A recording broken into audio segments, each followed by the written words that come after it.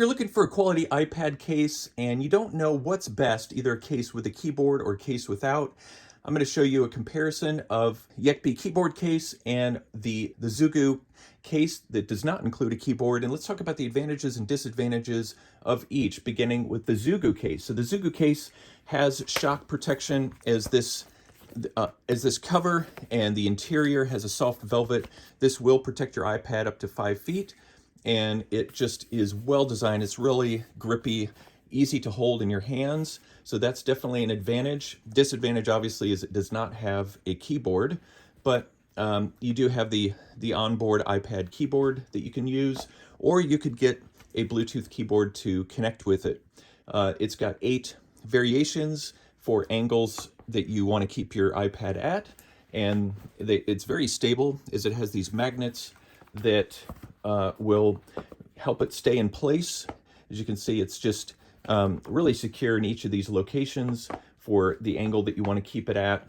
It's got perfect cutouts for the camera, microphone, the speaker's charging port, and it even has volume buttons on the side. It also has a Apple Pencil sleeve here on the back, so you can slip in your pencil, though when you set it down, it's not going to be totally flat on that side just because your pencil's in it, but it's pretty strong and will hold it in there.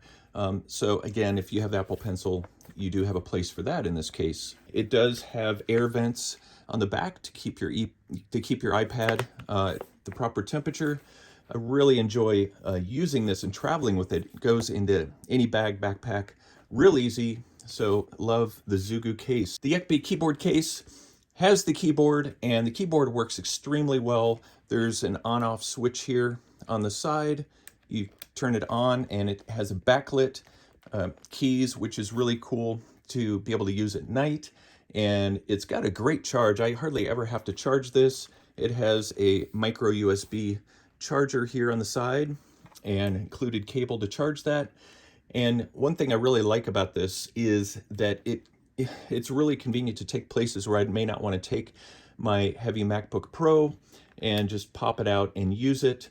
And it swivels, which is a great feature because you can turn it around and put it at any angle to use as kind of an entertainment piece, or take on the plane, or just to use anywhere you want. Use it as a second monitor, and it just folds. One disadvantage of this is if you put the screen too far back, it tends to tip just with the weight of the iPad.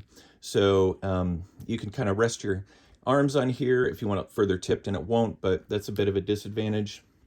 The keyboard will disconnect automatically after it's not been used. So when you go to type again in an application, it may take a couple seconds for it to reconnect.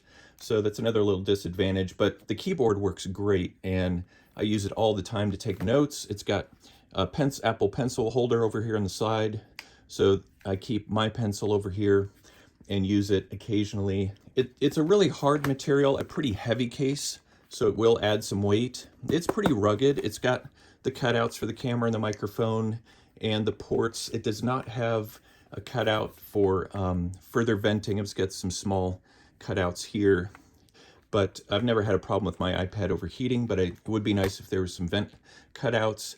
As far as protection, I'd say the Zugu case gives you a little more drop protection than this. Also had these rubber pieces fall out on mine.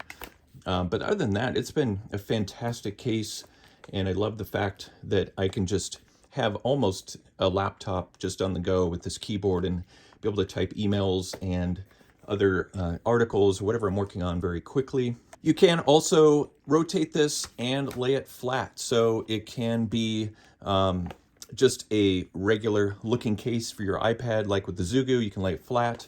One downside of doing this is if you wanted to take a picture or video, the camera is now blocked with the back of the case. So that's where you're going to have that disadvantage over the Zugu case with using it like this. But again, you can, and if you want to use it to be able to write with your pencil, or just take notes, or just watch things with this on a table, you can easily do that. And then to get it back, you just kind of pull, rotate, put it down, and now you have your iPad completely covered, protected, and ready to stow.